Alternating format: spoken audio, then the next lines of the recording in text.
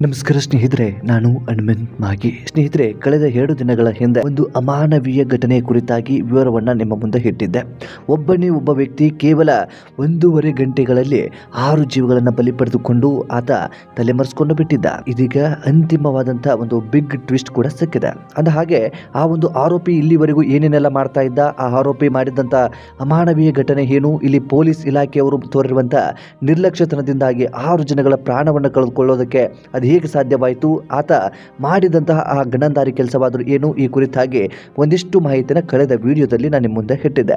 ಆದರೆ ಇದೀಗ ಈ ಒಂದು ವಿಡಿಯೋಗೆ ಸಂಬಂಧಪಟ್ಟ ಹಾಗೆ ಅಥವಾ ಆ ಒಂದು ಪ್ರಕರಣಕ್ಕೆ ಸಂಬಂಧಪಟ್ಟ ಹಾಗೆ ಒಂದಿಷ್ಟು ಮಹತ್ವದ ಅಪ್ಡೇಟ್ ಕೂಡ ಆಗಿದೆ. ಆ ಕೊಲೆ ಆರೋಪಿ ಇದೀಗ ವಿಷವನ್ನು ಸೇವಿಸಿ ಸಾವನ್ನಪ್ಪಿರುವಂಥದ್ದು.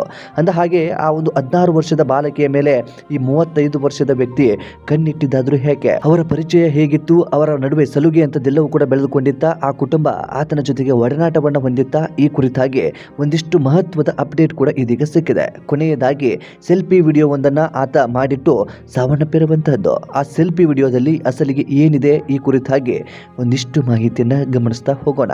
ಸಾಧ್ಯವಾದ್ರೆ ವಿಡಿಯೋನ ಕೊನೆವರೆಗೂ ನೋಡಿ. ಅದರಲ್ಲೂ ಕೂಡ ಹೆಣ್ಣು ಹೆತ್ತವರು ಅಥವಾ ಮನೆಯಲ್ಲಿ ಹೆಣ್ಣು ಮಕ್ಕಳು ಇದ್ದಂಥವರು, ಬೇರೆಯವರೊಂದಿಗೆ ಸಲುಗೆಯನ್ನು ಬೆಳೆಸಿಕೊಳ್ಳುವಂಥವರು ಈ ವಿಡಿಯೋನ ಗಮನಿಸಲೇಬೇಕಾಗಿದೆ. ಯಾಕೆ ಅಂತಂದ್ರೆ ಕಾಲ ತುಂಬಾ ಕೆಟ್ಟೋಗ್ತಾ ಇದೆ. ಯಾರು ನಮಗೆ ಸಹಾಯ ಮಾಡ್ತಾ ಇದ್ದಾರೆ ಅಥವಾ ನಮ್ಮ ಬೆನ್ನಿಗೆ ನಿಂತ್ಕೊಂಡಿದ್ದಾರೆ ಅನ್ನೋದನ್ನ ನಾವು ಏನೂ ಕೂಡ ಊಹೆ ಮಾಡ್ಕೊಂಡಿರೋದಿಲ್ಲ. ಆದ್ರೆ ಅವರೆಲ್ಲರೂ ಕೂಡ ಬೆನ್ನ ಹಿಂದೆ ಚೂರಿ ಹಾಕುವಂತ ಕೆಲಸಗಳನ್ನ ಬಹುತೇಕ ಜನರು ಮಾಡ್ತಾ ಇರ್ತಾರೆ. ಹಾಗಂತೇಳಿ ಎಲ್ಲರೂ ಕೂಡ ಹಾಗೆ ಇರ್ತಾರೆ ಅಂತ ಹೇಳ್ತಾ ಇಲ್ಲ. ನಿಮಗೋಸ್ಕರ ನೀವು ಒಂದು ಜಾಗೃತಿಯನ್ನು ವಹಿಸ್ಕೊಳ್ಬೇಕಾಗತ್ತೆ. ಆ ಕಾರಣದಿಂದಾಗಿ ಎಂಥ ಕೊಳಕು ವ್ಯವಸ್ಥೆ ಇದೆ, ಎಂಥ ಕೊಳಕು ಮನಸ್ಥಿತಿಯ ಜನಗಳು ನಮ್ಮೊಟ್ಟಿಗೆ ಇದ್ದಾರೆ ಅಂತ ಹೇಳಿ ಈ ವಿಡಿಯೋನ ಗಮನಿಸಿದಂತ ನಿಮ್ಮೆಲ್ಲರಿಗೂ ಕೂಡ ಸ್ಪಷ್ಟವಾಗಿ ಅರ್ಥ ಆಗುತ್ತೆ. ಹಾಗಾಗಿ ವಿಡಿಯೋನ ಕೊನೆವರೆಗೂ ನೋಡಿ. ನೀವೇನಾದರೂ ನಮ್ಮ ಚಾನೆಲ್ನ ಸಬ್ಸ್ಕ್ರೈಬ್ ಮಾಡಿಕೊಳ್ಳದೆ ವಿಡಿಯೋವನ್ನು ಗಮನಿಸ್ತಾ ಇದ್ರೆ ಈ ಕೂಡಲೇ ಸಬ್ಸ್ಕ್ರೈಬ್ ಮಾಡಿ ಹಾಗೂ ನೋಟಿಫಿಕೇಶನ್ಗಾಗಿ ಬೆಲ್ ಐಕನ್ ಕೂಡ ಕ್ಲಿಕ್ ಮಾಡಿಕೊಳ್ಳಿ. ಸ್ನೇಹಿತರೆ, ಜುಲೈ 13, 2026 ಅಂತಂದ್ರೆ ನಿನ್ನೆ ಒಂದು ಘಟನೆ ನಡೆದು ಹೋಗ್ಬಿಡುತ್ತೆ ಅಥವಾ ಘಟನೆ ಬೆಳಕಿಗೆ ಬರುತ್ತೆ. ಸೋಮವಾರ ಮುಂಜಾನೆ ಹೈದರಾಬಾದ್ನಿಂದ ಕೇವಲ 35 ಕಿಲೋಮೀಟರ್ ದೂರದಲ್ಲಿರುವ ಪೆಂಜರ್ಲಾ ಗ್ರಾಮದ ಆ ಕೃಷಿ ಭೂಮಿಯಲ್ಲಿ ಒಂದು ಹೆಣ ಬಿದ್ದಿತ್ತು. ಆ ಹೆಣದ ಪಕ್ಕದಲ್ಲಿ ಒಂದು ಮೊಬೈಲ್ ಮತ್ತು ಕೀಟನಾಶಕದ ಖಾಲಿ ಬಾಟಲ್ ಇತ್ತು. ಕೇವಲ 2 ದಿನಗಳ ಹಿಂದೆ ಇಡೀ ತೆಲಂಗಾಣ ರಾಜ್ಯವನ್ನ ಅಷ್ಟೇ ಅಲ್ಲದೆ ಇಡೀ ದೇಶವನ್ನೇ ನಡುಗಿಸಿದಂತ 6 ಜನರ ಬರ್ಬರ ಹತ್ಯಾಕಾಂಡದ ಮುಖ್ಯ ಸೂತ್ರಧಾರಿ ಪಿ ರಾಜ್ಕುಮಾರ್ನ ಶವ ಅದಾಗಿತ್ತು. ಒಂದಲ್ಲ ಎರಡಲ್ಲ, ಕೇವಲ ಒಂದೇ ರಾತ್ರಿಯಲ್ಲಿ 6 ಅಮಾಯಕ ಜೀವಗಳನ್ನ ಕಟುಕನಂತೆ ಕಟ್ ಮಾಡಿ ಬಿಸಾಕಿದ್ದ. ಸ್ನೇಹಿತರೆ, ಈ ರಕ್ತಸಿಕ್ತ ಕತೆ ಆರಂಭವಾಗುವುದು ಮೇ 2026ರಲ್ಲಿ ರಂಗಾರೆಡ್ಡಿ ಜಿಲ್ಲೆಯ ಶಾಬಾದ್ ಮಂಡಲದ ದೇವಲಗೂಡ ಗ್ರಾಮದಲ್ಲಿ 16 ವರ್ಷದ ಒಬ್ಬ ಅಮಾಯಕ ಬಾಲಕಿ ತನ್ನ ತಾಯಿ ಲಕ್ಷ್ಮಿ ಮತ್ತು ಅಜ್ಜಿ ರುಕ್ಕಮ್ಮ ಜೊತೆಗೆ ವಾಸವಾಗಿದ್ಲು. ಇದೇ ಗ್ರಾಮದ ನಿವಾಸಿಯಾಗಿದ್ದಂಥ 35 ವರ್ಷದ ರೈತ ಪಿ ರಾಜ್ಕುಮಾರ್ ಎಂಬಾತನಿಗೆ ಆ ಬಾಲಕಿಯ ಮೇಲೆ ಕಣ್ಣು ಬಿದ್ದಿತ್ತು. ದಿನ ಹೋದಂತೆ ಈತನ ಕಾಟ ಹೆಚ್ಚಾಯಿತು. ಬಾಲಕಿ ಹೋದ ಕಡೆಯಲ್ಲೆಲ್ಲ ಬೆನ್ನಟ್ಕೊಂಡು ಬರ್ತಾ ಇದ್ದ. ಕಿರುಕುಳವನ್ನು ಕೂಡ ಈ ರಾಜ್ಕುಮಾರ್ ದಿನವಿಡೀ ಆ ಒಂದು ಹೆಣ್ಣು ಮಗಳಿಗೆ ನೀಡ್ತಾ ಇದ್ದ. ಕೊನೆಗೆ ಸಹಿಸಲಾಗದ ಬಾಲಕಿ ಮತ್ತು ಆಕೆಯ ಕುಟುಂಬದವರು ಶಹಾಬಾದ್ ಪೊಲೀಸ್ ಠಾಣೆಯ ಮೆಟ್ಟಿಲನ್ನು ಕೂಡ ಹೇರಿದ್ರು. ರಾಜ್ಕುಮಾರ್ ವಿರುದ್ಧ POCSO ಕಾಯ್ದೆಯಡಿ ಕಠಿಣ ದೂರು ಕೂಡ ದಾಖಲಿಸಿದ್ರು. ಆದರೆ ಇಲ್ಲಿ ಒಂದು ದೊಡ್ಡ ತಪ್ಪು ಆಗಿಬಿಡುತ್ತೆ. ಈ ಅಪಘಾತಕ್ಕೆ 7 ವರ್ಷಗಳಿಗಿಂತ ಕಡಿಮೆ ಜೈಲು ಶಿಕ್ಷೆ ಇದೆ ಎಂಬ ಕಾರಣಕ್ಕೆ ಪೊಲೀಸರು ಸಡಿಲವಾದಂತಹ ಶಿಕ್ಷೆಗಳನ್ನು ಆತನ ಮೇಲೆ ಹಾಕ್ತಾರೆ. ಇದರಿಂದ ಲಾಭ ಪಡೆದ ರಾಜ್ಕುಮಾರ್ ಕೋರ್ಟ್ನಿಂದ ಬೇಗನೆ ಜಾಮೀನನ್ನು ಪಡೆದುಕೊಂಡು ಆರಾಮವಾಗಿ ಹೊರಗಡೆ ಬರ್ತಾನೆ. ಆದರೆ ಜೈಲಿನಿಂದ ಹೊರಗಡೆ ಬಂದಿರುವಂತಹ ವ್ಯಕ್ತಿ ಯಾರೇ ಆಗಿರಲಿ, ಆತನು ಒಂದಿಷ್ಟು ಕೂಲ್ ಆಗೋದಕ್ಕಿಂತ ಹೆಚ್ಚಾಗಿ ಒಂದು ರೋಷ ಆವೇಶಗಳು ಎಲ್ಲರಲ್ಲೂ ಕೂಡ ಹೆಚ್ಚಾಗ್ತವೆ. ಅದೇ ರೀತಿಯಾಗಿ ಈ ರಾಜ್ಕುಮಾರಲ್ಲೂ ಕೂಡ ಆಗಿತ್ತು. ಯಾವುದೇ ರೀತಿಯಾದಂಥ ಪಶ್ಚಾತ್ತಾಪವಿರಲಿಲ್ಲ, ಬದಲಿಗೆ ದ್ವೇಷದ ಜ್ವಾಲೆ ಉರಿತಾ ಇತ್ತು. ತನಗೆ ಕಾನೂನಿನ ಮೂಲಕ ಅವಮಾನ ಮಾಡಿದಂತಹ ಆ ಬಾಲಕಿಯ ಕುಟುಂಬವನ್ನ ಜೀವಂತವಾಗಿ ಬಿಡಬಾರದು ಎಂದು ಆತ ಕಾಯ್ತಾ ಕೂತ್ಕೊಂಡಿದ್ದ. ಮತ್ತೊಂದೆಡೆ ರಾಜ್ಕುಮಾರ್ ಆನ್ಲೈನ್ ಬೆಟ್ಟಿಂಗ್ ಮತ್ತು ಜೂಜಿನ ಚಟಕ್ಕೆ ಬಿದ್ದು ಕೋಟ್ಯಾಂತರ ರೂಪಾಯಿ ಸಾಲವನ್ನು ಕೂಡ ಮಾಡಿಕೊಂಡಿದ್ದ. ಇತ್ತ ಸಾಲಗಾರರ ಕಾಟ, ಹೆಂಡತಿ ಸರಿತಾ ಜೊತೆ ದಿನನಿತ್ಯದ ಜಗಳ, ಹೆಂಡತಿ ವಿಚ್ಛೇದನ ನೀಡಲು ಮುಂದಾಗಿಯೂ ಕೂಡ ಇದ್ಲು. ಎಲ್ಲಾ ಕಡೆಯಿಂದಲೂ ಕೂಡ ಸೋತು ಹತಾಶೆಯನ್ನಾಗಿದ್ದಂತಹ ರಾಜ್ಕುಮಾರ್ ಇಡೀ ಪ್ರಪಂಚದ ಮೇಲೆಯೇ ಸೇಡು ತೀರ್ಚಿಕೊಳ್ಬೇಕು ಎಂದು ಭೀಕರ ಮಾಸ್ಟರ್ ಪ್ಲಾನ್ ಕೂಡ ಸಿದ್ಧ ಮಾಡಿಕೊಂಡಿದ್ದ. ಜುಲೈ 10, 2026 ಶುಕ್ರವಾರ ರಾತ್ರಿ ಇಡೀ ಗ್ರಾಮ ಸದ್ದಿಲ್ಲದೆ ಮಲಗಿತ್ತು. ಆದರೆ ರಾಜ್ಕುಮಾರ್ ಕೈಯಲ್ಲಿ ಹರಿತವಾದ ಮಾರಕಾಸ್ತ್ರ ಹಿಡಿದು ದೇವಲಗೂಡ ಗ್ರಾಮದತ್ತ ತನ್ನ ಕಾರ್ನಲ್ಲಿ ಹೊರಟಿದ್ದ. ರಾಜ್ಕುಮಾರ್ ನೇರವಾಗಿ ಬಾಲಕಿಯ ಮನೆಗೆ ನುಗ್ತಾನೆ. ಅಲ್ಲಿ ದೂರು ನೀಡಿದ್ದಕ್ಕೆ ತೀವ್ರ ಆಕ್ರೋಶದಲ್ಲಿದ್ದ ಆತ ಬಾಲಕಿಯ ಕಣ್ಣೆದುರೇ ಆಕೆಯ ತಾಯಿ ಲಕ್ಷ್ಮಿ ಮತ್ತು ವಯಸ್ಸಾದ ಅಜ್ಜಿ ರುಕ್ಕಮ್ಮ ಮೇಲೆ ಮುಗಿಬೀಳ್ತಾನೆ. ಕಿರುಚಾಡುವಷ್ಟರಲ್ಲಿ ಇಬ್ಬರನ್ನು ಕೂಡ ಅಮಾನುಷ್ಯವಾಗಿ ಹತ್ಯೆ ಕೂಡ ಮಾಡ್ತಾನೆ. ರಕ್ತದ ಮಡುವಿನಲ್ಲಿ ಬಿದ್ದಿದ್ದ ಅವರ ಪ್ರಾಣ ಪಕ್ಷಿ ಆರೋಗಿ ಬಿಡುತ್ತೆ. ಅಷ್ಟಕ್ಕೆ ಆತನ ಕ್ರೌರ್ಯ ನಿಂತಿರೋದಿಲ್ಲ. ಅಲ್ಲಿಯೇ ಭಯದಿಂದ ನಡುಗುತ್ತಿದ್ದ 16 ವರ್ಷದ ಬಾಲಕಿಯನ್ನ ಬಲವಂತವಾಗಿ ಎಳೆದುಕೊಂಡು ಬಂದು ತನ್ನ ಕಾರಿನಲ್ಲಿ ಕೂರಿಸ್ಕೊಳ್ತಾನೆ. ಬಾಲಕಿಯನ್ನ ಕಾರಿನಲ್ಲಿ ಲಾಕ್ ಮಾಡಿದ ರಾಜ್ಕುಮಾರ್ ನೇರವಾಗಿ ತನ್ನ ಸ್ವಂತ ಮನೆಗೆ ಹೋಗ್ತಾನೆ. ಅಲ್ಲಿ ಹೆಂಡತಿ ಸರಿತಾ ಜೊತೆ ತೀವ್ರ ಗಲಾಟೆ ಕೂಡ ಆಗುತ್ತೆ. ಮಾನಸಿಕ ಸಮತೋಲನ ಕಳೆದುಕೊಂಡಿದ್ದಂತ ಆ ಕಟುಕ ತನ್ನ ಹೆಂಡತಿ ಸರಿತಾಳನ್ನ ಕೊಲೆ ಮಾಡ್ತಾನೆ. ಅಷ್ಟೇ ಅಲ್ಲ, ತನ್ನದೇ ರಕ್ತದ ಕಂದಮ್ಮಗಳಾದಂತಹ 4 ವರ್ಷದ ಪರೀಕ್ಷಾ ಮತ್ತು ಕೇವಲ 18 ತಿಂಗಳ ರುದ್ರವಂಶ ಎಂಬ ಇಬ್ಬರು ಸಣ್ಣ ಗಂಡು ಮಕ್ಕಳ ಗಂಟಲನ್ನ ಸೀಳಿ ಹಾಕ್ತಾನೆ. ಆ ಮುಗ್ಧ ಮಕ್ಕಳು ತಂದೆಯ ಕ್ರೌರಕ್ಕೆ ಬಲಿ ಕೂಡ ಹಾಗೆ ಬಿಡ್ತಾವೆ. ಯಾರಿಗೂ ಕೂಡ ಊಹೆ ಮಾಡ್ಕೊಳ್ಳೋದಕ್ಕೆ ಸಾಧ್ಯವಿಲ್ಲ. ಒಂದು ಬದುಕಿ ಬಹಳ ಬೇಕಾಗಿರುವಂತಹ ಮಕ್ಕಳು.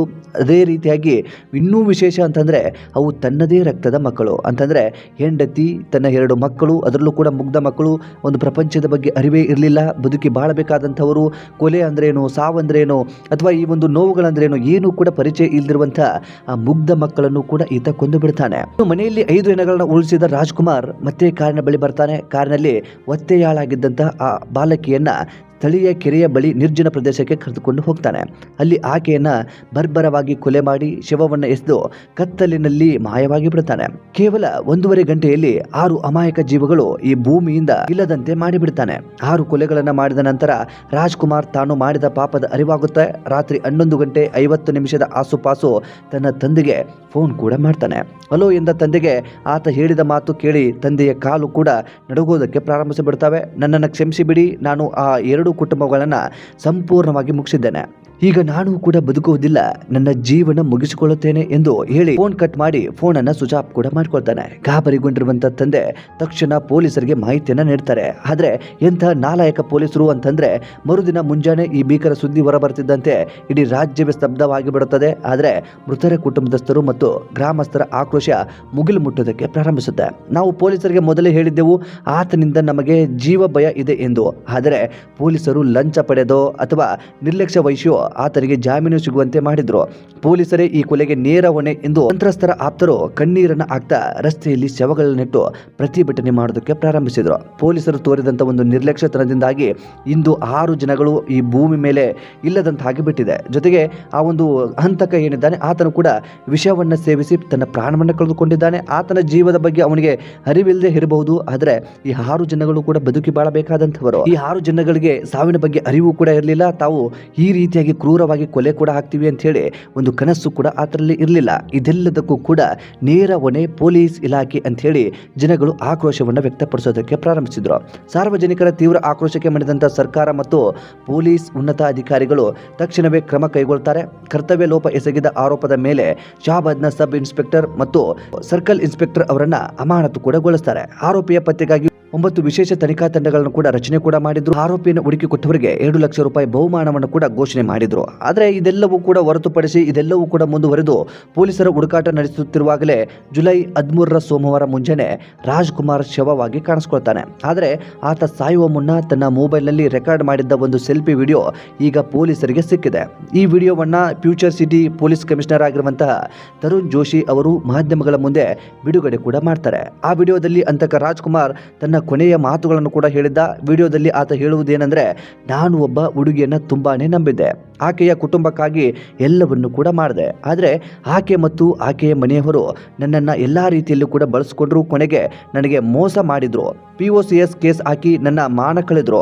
ಇದರ ಜೊತೆಗೆ ಆನ್ಲೈನ್ ಬೆಟ್ಟಿಂಗ್ನಲ್ಲಿ ನಾನು ಕೋಟ್ಯಾಂತರ ರೂಪಾಯಿ ಸಾಲವನ್ನು ಕೂಡ ಮಾಡಿಕೊಂಡಿದ್ದೆ. ಸಾಲಗಾರರು ನನ್ನನ್ನು ಬದುಕಲು ಬಿಡ್ತಾ ಇಲ್ಲ.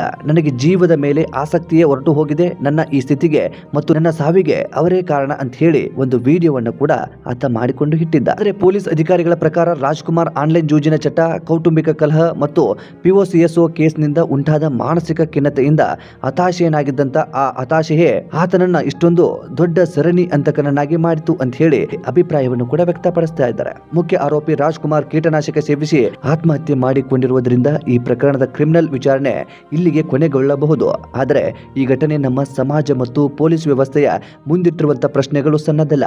ಪೊಲೀಸರು ಮೊದಲೇ ಎಚ್ಚೆತ್ತುಕೊಂಡಿದ್ರೆ 6 ಅಮಾಯಕ ಜೀವಗಳು ಇಂದು ಬದುಕಿರುತ್ತಿದ್ದುವು. ಆನ್ಲೈನ್ ಜೂಜಾಟ ಚಟ ಮತ್ತು ವಿಕೃತ ದ್ವೇಷ ಹೇಗೆ 2 ಸುಂದರ ಕುಟುಂಬಗಳನ್ನ ಸ್ಮಶಾನವಾಗಿಸಬಲ್ಲದು ಎಂಬುದಕ್ಕೆ ಈ ಶಹಾಬಾದ್ ಹತ್ಯಾಕಾಂಡವೇ ಒಂದು ಕರಾಳ ಸಾಕ್ಷಿ. ಮೃತರ ಆತ್ಮಕ್ಕೆ ಶಾಂತಿ ಸಿಗಲಿ. ಇಂತಹ ಘಟನೆಗಳು ಮತ್ತೊಮ್ಮೆ ಯಾವತ್ತೂ ಕೂಡ ಮರುಕಳಿಸದೆ ಇರಲಿ. ಸ್ನೇಹಿತರೆ, ಒಟ್ಟಾರೆಯಾಗಿ ಈ ಒಂದು ಪ್ರಕರಣಕ್ಕೆ ಸಂಬಂಧಪಟ್ಟ ಹಾಗೆ ಅಥವಾ 6 ಜನರನ್ನ ಕೊಲೆ ಮಾಡಿದಂತ ಅಂತಕನಿಗೆ ಇದೀಗ ಅಂತಿಮವಾಗಿ ಕೊನೆಯದಾಗಿ ಆತನು ಕೂಡ ವಿಷವನ್ನ ಸೇವಿಸಿ ಆತ್ಮಹತ್ಯೆ ಮಾಡಿಕೊಂಡಿರುವಂತದ್ದು ಇದೀಗ ಮೇಲ್ನೋಟಕ್ಕೆ ಗೊತ್ತಾಗ್ತಾ ಇದೆ. ಇನ್ನು ನಾವೆಲ್ಲರೂ ಕೂಡ ಹೇಳುವ ಹಾಗೆ ಅಥವಾ ಸಹಜವಾಗಿ ಬಾಯಲ್ಲಿ ಹೇಳಬಹುದು ಆತ ಸಾವನ್ನಪ್ಪಿದ್ದಾನೆ, ಆತ ಕೀಟನಾಶಕವನ್ನು ಸೇವನೆ ಮಾಡಿದ್ದಾನೆ ಅಂತ ಹೇಳಿ. ಆದರೆ ವಿಧಿವಿಜ್ಞಾನದ ಪ್ರಕಾರ ಅಥವಾ ಈ ಒಂದು ಕಾನೂನಿನ ಪ್ರಕಾರ ಏನೇನೆಲ್ಲ ಪ್ರೊಸೀಜರ್ಗಳು ನಡಿಬೇಕೋ ಅದೆಲ್ಲವೂ ಕೂಡ ನಡಿಲೇಬೇಕಾದಂಥ ಅನಿವಾರ್ಯತೆ ಇರುತ್ತೆ. ಹೀಗಾಗಿ ಆತನ ಪೋಸ್ಟ್ ಮಾರ್ಟಮ್ ವರದಿ ಬರೋವರೆಗೂ ಕೂಡ ಆತನೇ ವಿಷವನ್ನು ಸೇವಿಸಿ ಆತ್ಮಹತ್ಯೆ ಮಾಡಿಕೊಂಡ ಅಥವಾ ಯಾರಾದರೂ ಆತನಿಗೆ ವಿಷವುಣಿಸಿ ಕೊಲೆ ಮಾಡಿಬಿಟ್ಟು ಯಾವುದೇ ರೀತಿಯಾಗಿ ಡೌಟ್ ಬರದೇ ಇರೋ ರೀತಿಯಲ್ಲಿ ಆ ರೀತಿಯಾಗಿ ಬಿಂಬಿಸೋದಕ್ಕೆ ಮುಂದಾಗಿದ್ರ ಅಂಥದ್ದೆಲ್ಲವೂ ಕೂಡ ಕೊನೆಯ ಹಂತದಲ್ಲಿ ತಿಳಿಯುವಂಥ ಸಾಧ್ಯತೆ ಇರುತ್ತೆ. ಒಟ್ಟಾರೆಯಾಗಿ ಇಂಥದ್ದೊಂದು ಭೀಕರ ದುರಂತ. ಅದೇನೇ ಇರಲಿ, ಇತ್ತೀಚೆಗಂತೂ ಇಂತಹ ಪ್ರಕರಣಗಳು ನಮ್ಮ ಸಮಾಜದಲ್ಲಿ ಹೆಚ್ಚಾಗ್ತಾ ಇದ್ದಾವೆ. ಕಾರಣ ಏನು ಅನ್ನೋದೇ ಯಾರು ಕೂಡ ಊಹೆ ಮಾಡಿಕೊಳ್ಳೋದಕ್ಕೆ ಸಾಧ್ಯ ಆಗ್ತಾ ಇಲ್ಲ. ಸ್ನೇಹಿತರೆ, ಈ ಒಂದು ಭೀಕರ ದುರಂತದ ಬಗ್ಗೆ ನಿಮ್ಮ ಅನಿಸಿಕೆ ಏನು ಎಂಬುದನ್ನು ಕಾಮೆಂಟ್ ಬಾಕ್ಸಲ್ಲಿ ಮೆನ್ಷನ್ ಮಾಡಿ. ಆದಷ್ಟು ಈ ವಿಡಿಯೋನ ನಿಮ್ಮ ಸ್ನೇಹಿತರಾಗಿರ್ಬೋದು, ಕುಟುಂಬದವರಾಗಿರ್ಬೋದು ಅಥವಾ ಅಕ್ಕಪಕ್ಕದ ಜನ ಯಾರೇ ಇದ್ರೂ ಕೂಡ ಅವರಿಗೂ ಕೂಡ ಈ ವಿಡಿಯೋನ ಶೇರ್ ಮಾಡಿ. ನಮ್ಮ ಚಾನಲ್ನ ಸಬ್ಸ್ಕ್ರೈಬ್ ಮಾಡಿಕೊಳ್ಳದೆ ವಿಡಿಯೋವನ್ನು ಗಮನಿಸ್ತಾ ಇದ್ದರೆ ಈ ಕೂಡಲೇ ಸಬ್ಸ್ಕ್ರೈಬ್ ಮಾಡಿ ಹಾಗೂ ನೋಟಿಫಿಕೇಶನ್ಗಾಗಿ ಬೆಲ್ ಐಕನ್ ಕೂಡ ಕ್ಲಿಕ್ ಮಾಡಿಕೊಳ್ಳಿ. ಮತ್ತೆ ಮುಂದಿನ ವಿಡಿಯೋದಲ್ಲಿ ಸಿಗೋಣ. ನಮಸ್ಕಾರ.